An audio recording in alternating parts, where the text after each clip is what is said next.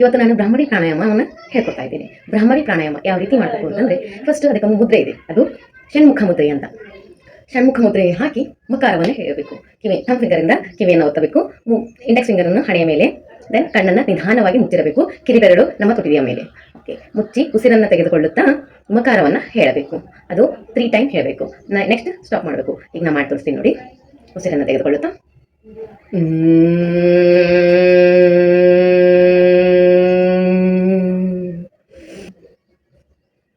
ಹೀಗೆ 5 ಕೌಂಟ್ ಮಾಡಿ ಚಿನ್ಮುದ್ರೆ ಹಾಕಿ ಕಣ್ಣನ್ನು ಮುಚ್ಚೇ ಇರಬೇಕು. ಆ ಸೌಂಡನ್ನು ನಮ್ಮ ಮೈಂಡಲ್ಲಿ ಅದು ಸೌಂಡು ಗುಣಗುತ್ತಾ ಇರುತ್ತೆ. ಆ ಸ್ಟಾಪ್ ಆಗೋವರೆಗೂ ನಾವು ನಿಧಾನವನ್ನು, ಆ ಸೌಂಡಿನ ಗತಿಯನ್ನು ನಾವು ಅಬ್ಸರ್ವ್ ಮಾಡಬೇಕು, ಆಲಿಸಬೇಕು, ಕೇಳಬೇಕು. ಇಲ್ಲಿ ನಮ್ಮ ಮೈಂಡ್ ಶಾಂತವಾಗುತ್ತೆ, ಬಹಳ ಚುರುಕಾಗುತ್ತೆ. ಇಡೀ ಶರೀರಕ್ಕೆ ಇದು ವೈಬ್ರೇಟ್ ನೀಡುತ್ತೆ. ಇದು ಮಕಾರ ಶಬ್ದವನ್ನು ಹೇಳೋದ್ರಿಂದ ನಮ್ಮ ಶರೀರದಲ್ಲಿ ವೈಬ್ರೇಟ್ ಬರುತ್ತೆ. ಧನ್ಯವಾದ.